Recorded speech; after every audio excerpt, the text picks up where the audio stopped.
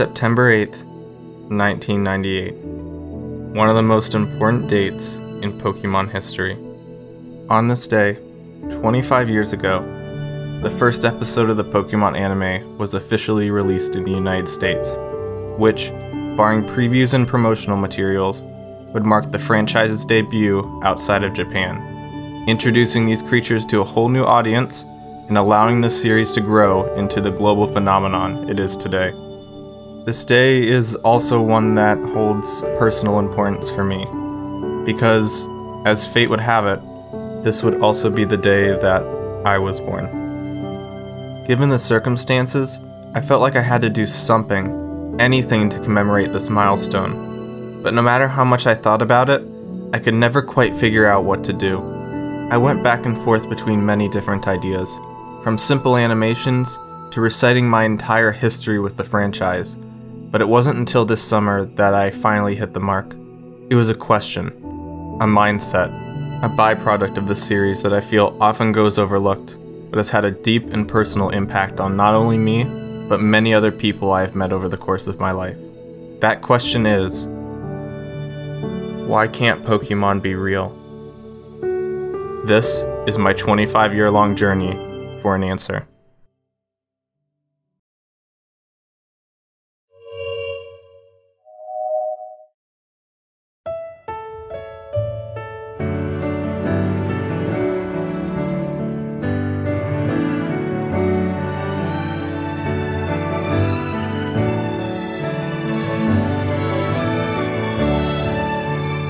The limits of the real world were fairly gray when I was a child. The existence of certain fantastical creatures appeared much more reasonable to my 5-year-old self, and my authentic belief in these creatures played an important role in making my childhood a fun and magical time. The most important of these creatures were, of course, Pokemon. My belief in Pokemon varied throughout my childhood, but when I wasn't convinced that they were hiding in my backyard, I at least believed that they had the potential to become real, be it through an act of God or some other unlikely occurrence.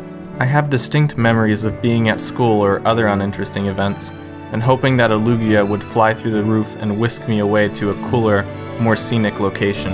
I recall passing empty basketball courts and noting their similarity to battlefields, thinking that someday, another trainer and I could stand toe-to-toe against one another on those very same grounds. And I remember treasuring a small, electronic Pikachu, treating it like my own personal pet, and bringing it with me wherever I could. In a sense, Pokemon were as real as they could be during those years. They weren't only my biggest source of entertainment, but my biggest source of comfort as well. My imagination was limitless. I would often dream about exploring the world as a trainer, encountering all kinds of legendary Pokemon along the way. I would dream about the battles, and the thrill of growing stronger with each and every matchup. And, most of all, I would dream about my Pokemon team, and the sheer amount of joy they would bring into my life by merely existing, by always being there for me when I needed them. However, as real as Pokemon were during those years, I knew they weren't as real as they could be. I didn't want to play an endless game of hide and seek with my Pokemon. I wanted them to stand by my side while I was at school, or play video games with me when I was home. Back then, Pokemon seemed like an objective enhancement to the world. There were no downsides to having them around, only more friends to be gained and more excitement to be had. All I could do was hope and pray that the elusive day would come, where I could finally meet a real Pokemon, face to face. Sadly, nothing lasts forever, and one way or another, we all grow up.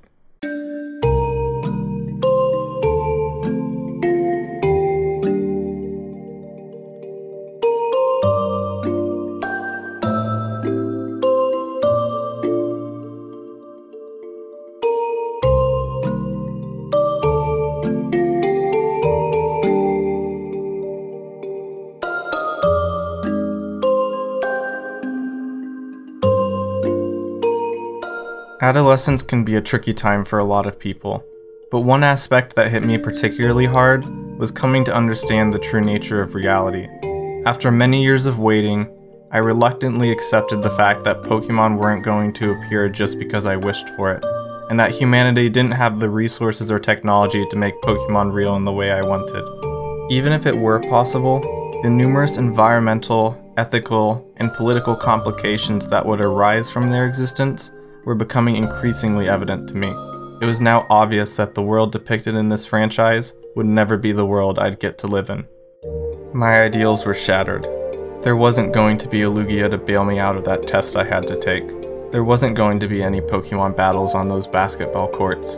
And that Pikachu I treasured as a child was just an inanimate object, with no means of reciprocating its feelings to me in any meaningful way. I looked at the Pokemon world with envy, lamenting the fact that my life would never match the perfect standards set by that of the average Pokemon trainer. Stuck in what I viewed as a dull reality, I retreated into the franchise further, developing my Pokemon team in greater detail and bringing them to life through games, stories, and animations. After all, how else was I going to live my dream? The real world certainly wasn't going to provide me with that opportunity, and I certainly wasn't about to abandon the creatures I held dear for so long. Everything wrong with the world began to stick out in light of the Pokemon world, and I started ignoring the numerous blessings I had been granted in life in favor of mourning the one I couldn't obtain. Despite the obvious logistical complications, deep down, I still couldn't help but imagine how much better things would be if I just had one or two Pokemon to tackle life's challenges with me. Once again, I began to ask myself the elusive question, why can't Pokemon be real?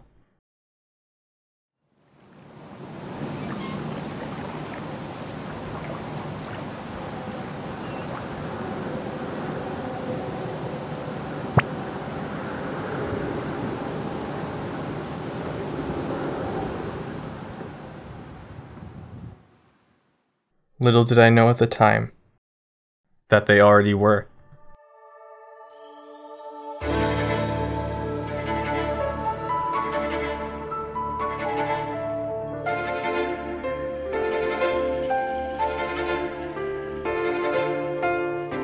What my childhood possessed in senseless wonder, and my teenage years held in denial, my adulthood made up for with new knowledge, insight, and critical thinking skills. Moving into my 20s, I found myself using these new abilities to observe the franchise and its concepts in a whole new light. And it was here, by exploring my feelings in greater detail, that I finally came across an amazing discovery. It was true. I wasn't going to have a mythical encounter with the Lugia anytime soon, but the franchise did allow me to meet a wide range of incredible people, all of whom had their own legendary stories, powers, and Pokemon to share. Yes, I couldn't experience the thrill of a Pokemon battle on those old basketball courts, but the fans I encountered, and their wide assortment of beliefs, skills, and personalities, still had lessons to teach, and it would be through them that I would grow in ways I never thought possible. And in the end, while I was sad that I would never be able to hug a Pokemon as a living, breathing creature, I still had a group of close friends who stood by my side, supported me through hardship, and understood my undying love for the characters that had grown up alongside me. By stepping back, looking at the size of this fan base, and analyzing our shared experiences, knowledge, and interests, I finally came to the answer that I had spent 25 years searching for. Pokemon are real. They may not exist in the form of creatures that we can physically touch, but they do exist through a great and broad network of people. Pokemon is something that we can all talk about, dream about, get emotional about, strategize about, theorize about, and use as a form of creative self-expression. They are a mutually understood set of ideas that bring millions of people together, develop relationships across cultural and ideological boundaries, and change lives for the better worldwide. Their impact cannot be denied. Even those uninvested in the franchise have likely acknowledged an image or discussion of Pokemon at some point. And these small, outside acknowledgements further prove that what we have is not only something special, but something real and respectable. After all, many aspects of our everyday lives are already built on the foundation of shared ideas. So if the average person can consider those things real, then I don't see why we can't consider our Pokemon friends real too. All we need is each other, our collective imaginations, and a small shift in perspective.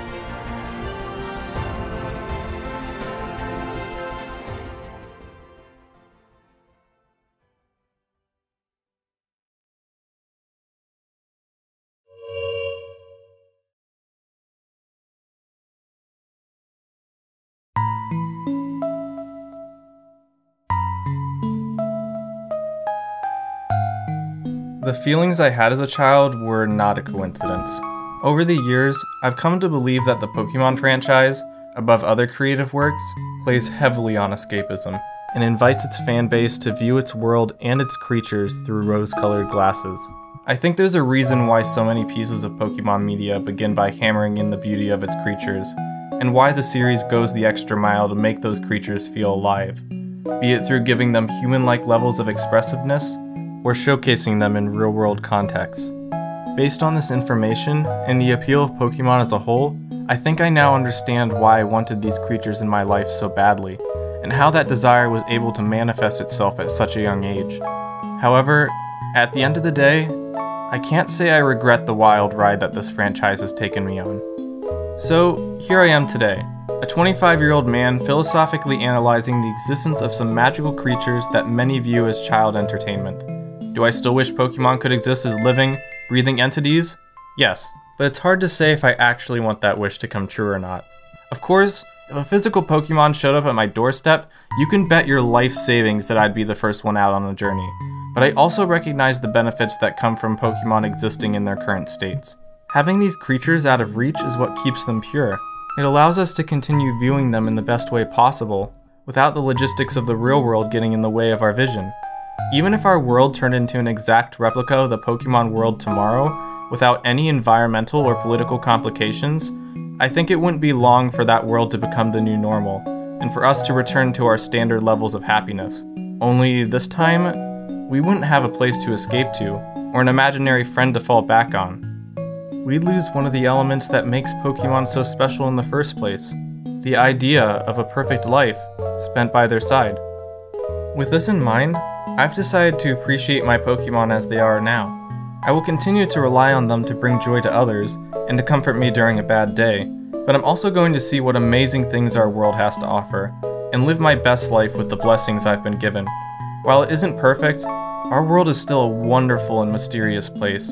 We could spend an entire lifetime discovering the intricacies of our own planet, and while our Pokémon may not be able to travel with us physically, they still have the power to lead our journeys through the world. All we need to do is breathe, listen, and see where they take us.